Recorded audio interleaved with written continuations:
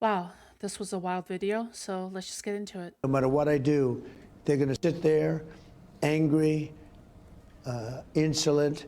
You just see it. I mean, you see I it. think part of that's true, honestly. I think people would rather see the country fail than see Trump succeed. I do. I don't think this is something that's like exclusive to like Trump. I think people felt that way about Biden too, to an extent. But I feel like, especially like, you know, okay, well, we're not going to stand up and clap for, you know, some like kid with cancer or whatever. I mean, yeah, sure, it's optics and whatever, but if you play that optics game and you don't do that, you do kind of look like an asshole to average people, right? And so, yeah, it's about hate driven. Yeah, I would say so. It's a loser take? Absolutely. If Trump had liberal politics, I would vote for him in a heartbeat. The problem with Asmongold's take here, for me, at the very least, is that we are well beyond optics at this point.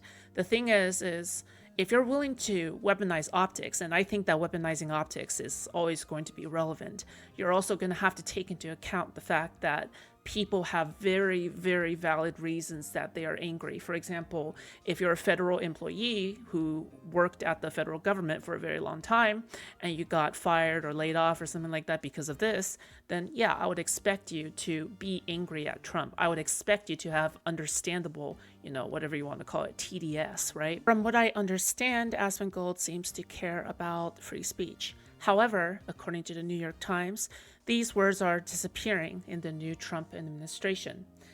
Quote, as President Trump seeks to purge the federal government of woke initiatives, agencies have flagged hundreds of words to limit or avoid, according to a compilation of government documents. These include words such as accessible activism, all the way down to black and clean energy and gender and inequality, race, systematically, and woman.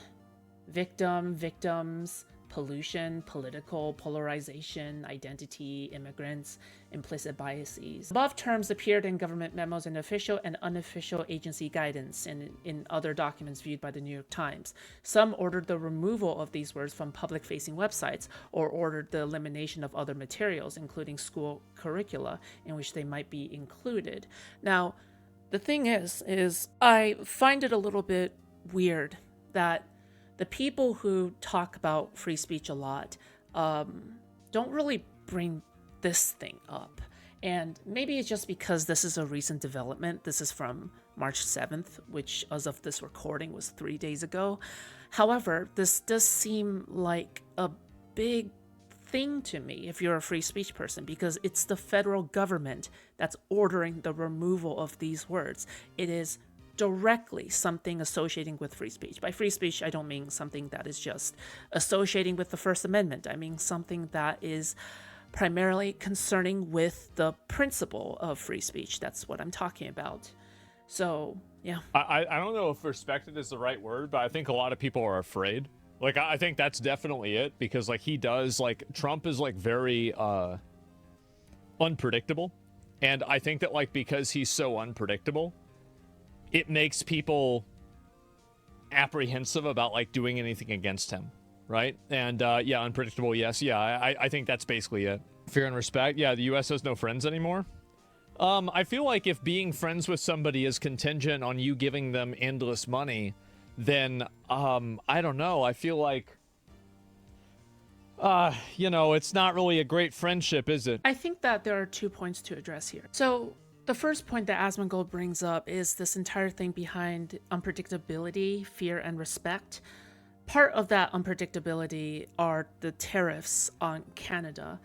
Now, I looked all over and I honestly cannot find a reasonable explanation for these tariffs on Canada. Addressing an emergency situation, the extraordinary threat posed by illegal aliens and drugs, including deadly fentanyl, constitutes a national emergency under the International Emergency Economic Powers Act. Until the crisis is alleviated, President Donald J. Trump is implementing a 25% additional tariff on imports from Canada and Mexico, and a 10% additional tariff on imports from China.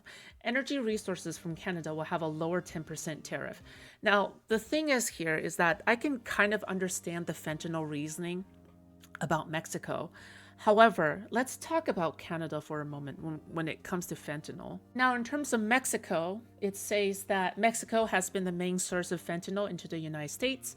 Nearly all of the 21,900 pounds that U.S. law enforcement seized last year was at the southern border, while only 43 pounds of fentanyl was seized at the Canadian border, according to U.S. data. Now you're probably wondering, okay, but even 1 pound is too much. Maybe even 2 pounds is too much. But again, we're comparing 43 pounds of fentanyl versus 21,900 pounds. Meanwhile, both Mexico and Canada both have the same exact tariff. It is 25% additional tariff on imports from Canada and Mexico.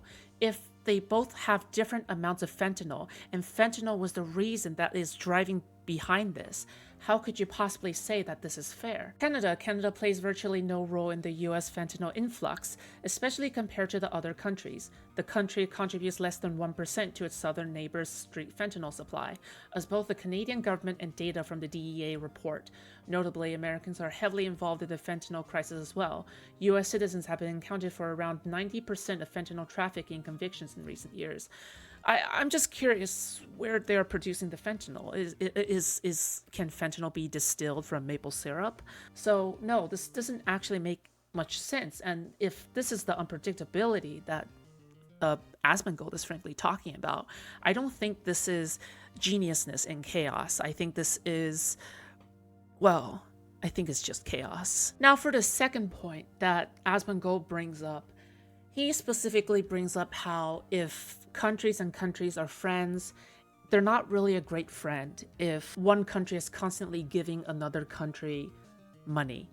But this is not the case. Again, well, first of all, we're not even comparing about friendships between person and person. Between people, there should be some kind of mutual respect. There should be some kind of mutual beneficial relationship.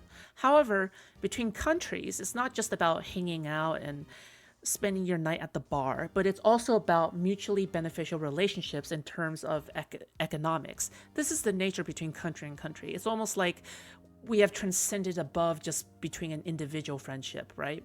Now, if you can see here, a lot of these red states, their main exporter, their main importer, exporter, whatever, is Canada.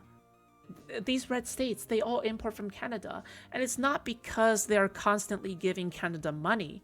No, in fact, it's because Canada is giving the United States their natural resources and their manufacturing products in exchange for money. That's what they are doing. It's not just these red states and the United States is giving free money to Canada or Mexico or anything.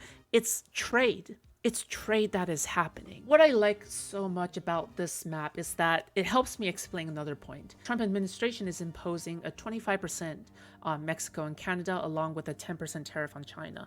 China is a bigger threat to us than Mexico and Canada, which doesn't really make much sense to us, that we are placing a tariff that is more than double the tariff that we're placing on China. My confusion is understandable, yes? Every nation in the world, every company I think outside. this is an opinion a lot of people have, is that people view the relationship that the US has with other countries as being one-sided.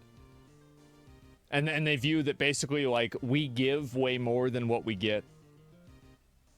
That's it. Yeah, we're a cash cow. Exactly. And I think that a lot of people are tired of that. And I think especially now, because, like, money is, like, tight for a lot of people. That's not true. Who cares?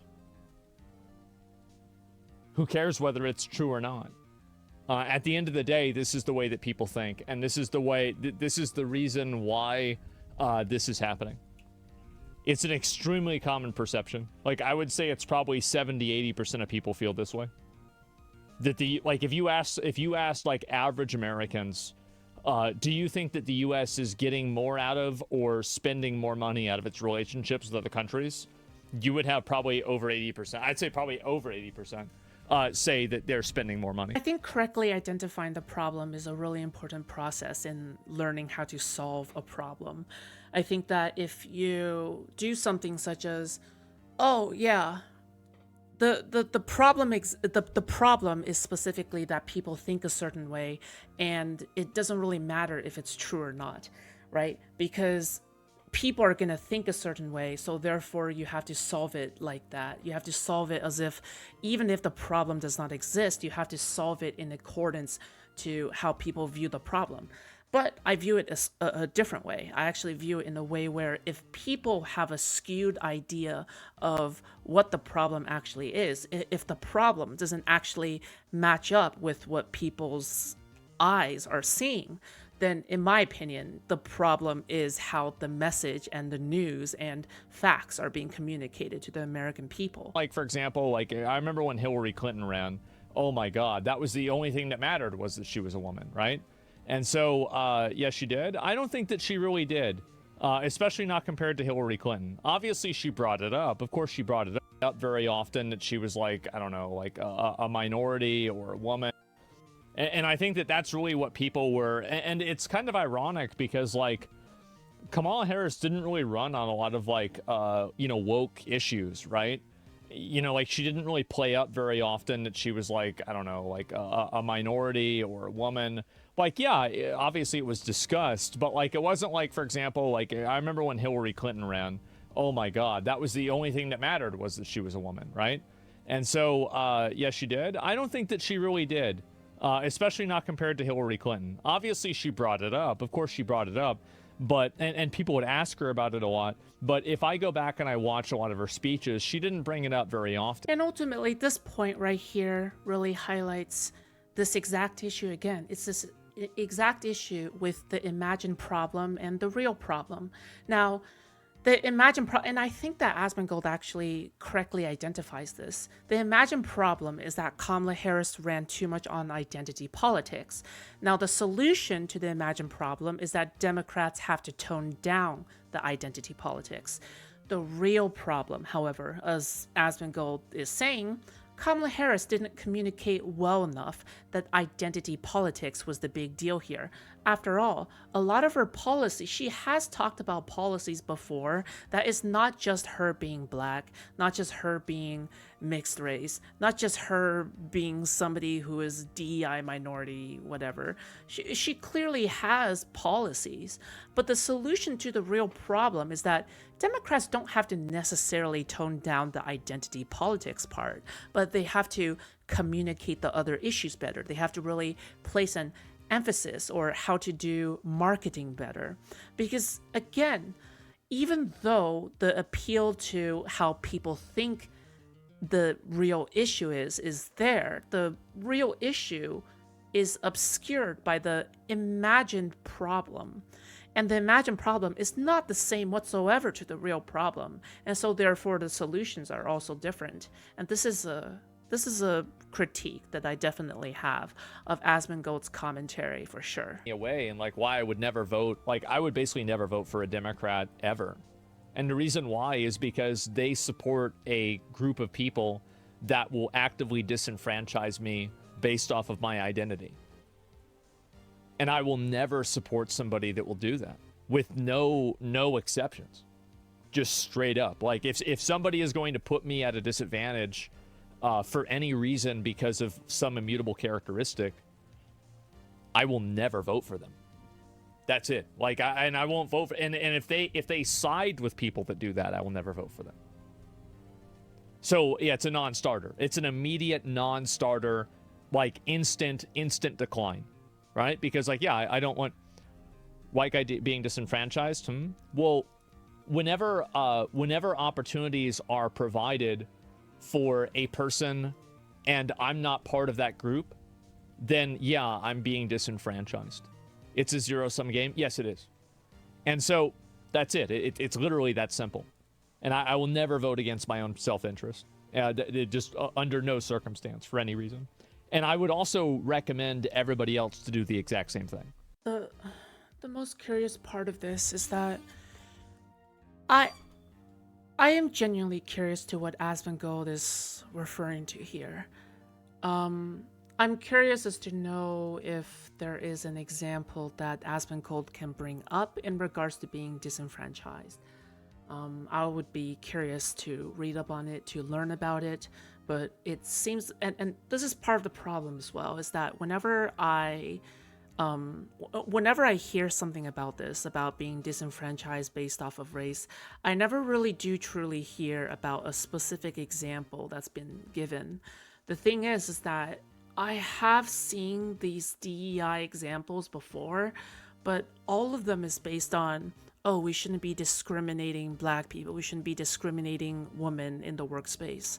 It isn't the fact that, oh, we should be able to discriminate white people, we should be able to fill a representative hiring quota or something. I would also be curious as to know as how Asmongold might be, since he says self-interest, right? Because I'm genuinely trying to think about this. It's not like he's trying to apply to a company and the company has a quota that they have to fill. They have to like hire 10% black people or 20% black people or something like that. Asmongold is a streamer and he has a lot of money.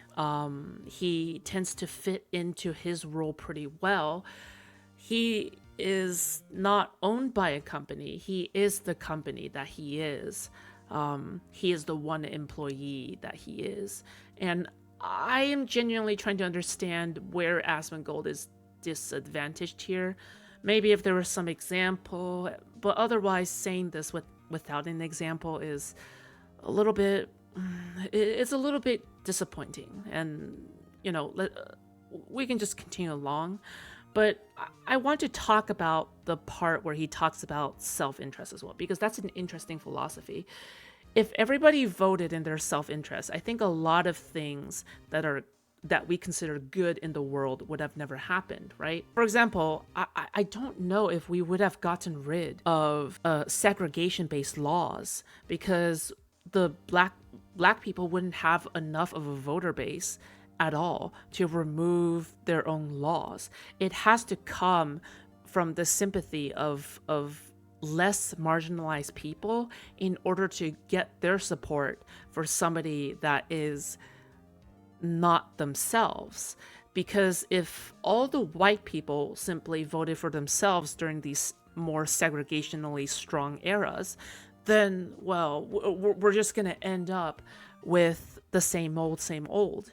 But the reason why we can reach more justified positions in the world, the reason why we can achieve better outcomes is in part because we do have people part of the outer immutable group that do sympathize with people who are marginalized.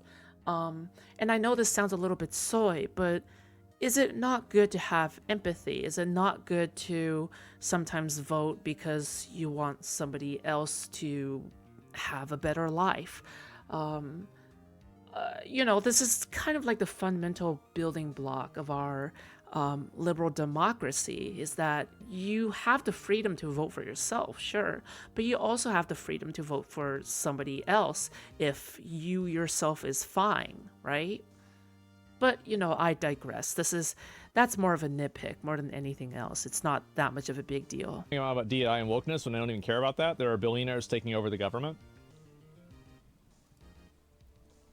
There have been billionaires taking over the government forever. I mean, I don't view this as like some kind of like unique evil. Yeah, I mean, I'm sorry, but like, I'm not gonna view this as like some kind of like, oh my God, I can't believe it. Now there's billionaires being involved. Yeah, no, this has been going on forever. Like, look at the amount of money that the Koch brothers have invested into politics for the last 20 years. There's just because they did a better job at hiding it and they're not doing it as overtly, you think I'm supposed to like act like that's better? Absolutely not. Let's talk about the billionaire point, because I do think it's an important point to address. Now, you can argue that billionaires have always had an influence in our elections because of funding, because you can argue that people have funded whatever.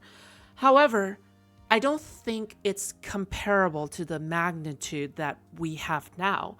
We have the richest person in the world essentially being this close to our federal government, to our president. Now, the thing is that this is not really the same, is it? If we have Jeff Bezos as the head of Department of Government Efficiency for Kamala Harris, for Joe Biden, I feel as though the other side would be throwing some tables around, in my humble opinion. the thing here is that it's not, it doesn't feel very reciprocal. It doesn't feel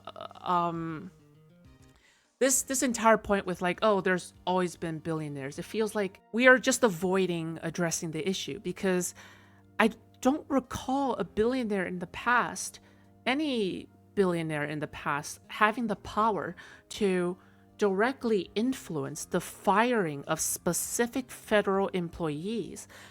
I've never heard of something like this. And I'm wondering if anybody can bring up an example, because I'll be more than happy to do so in good faith, of course. But, you know, this is... I just don't think we have had anybody who is like Elon Musk. And again, this dismissal of, oh, there's always been billionaires in government. Well, no. Never the richest man in the world. No. The young boy with cancer that wants to be a cop, and they don't get up and salute that child. They not only don't get up, they're angry. And the only thing that happened... The reason why they're angry is because their own tactics are being used against them. Or maybe they are upset because of possible hypocrisy. Because, let's just give this a read. So, this is from March 5th. A federal judge on Wednesday blocked the Trump administration from drastically cutting medical research funding that many scientists say will endanger patients and cost jobs. The new National Institutes of Health policy would strip research groups of hundreds of millions of dollars to cover so-called indirect expenses of studying Alzheimer's, cancer, heart disease, and a host of other illnesses. Anything from clinical trials of new treatments to basic lab research that is the foundation for discoveries. Separate lawsuits filed by a group of 22 states plus organizations representing universities, hospitals, and research institutions nationwide sued to stop the cuts, saying they would cause irreparable harm. U.S. District Judge Angel Kelly in Boston had temporarily blocked the cuts last month. Wednesday, she filed a preliminary injunction that puts the cuts on hold for longer, while the suits proceed.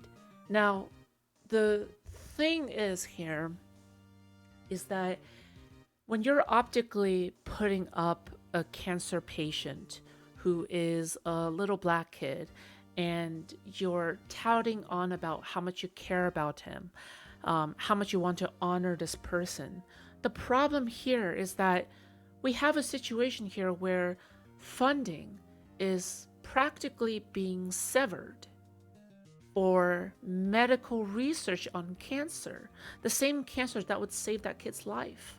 So, yeah, people are angry, but perhaps not for the reason that you're thinking of. Anyway, that's about it. Thank you for watching. Oh, also, one last thing. Like the video if you enjoyed it. Now, I've heard that YouTube is supposed to light up the button for the like button, so yeah, it's all the way down there. Anyway, that's about it. Goodbye.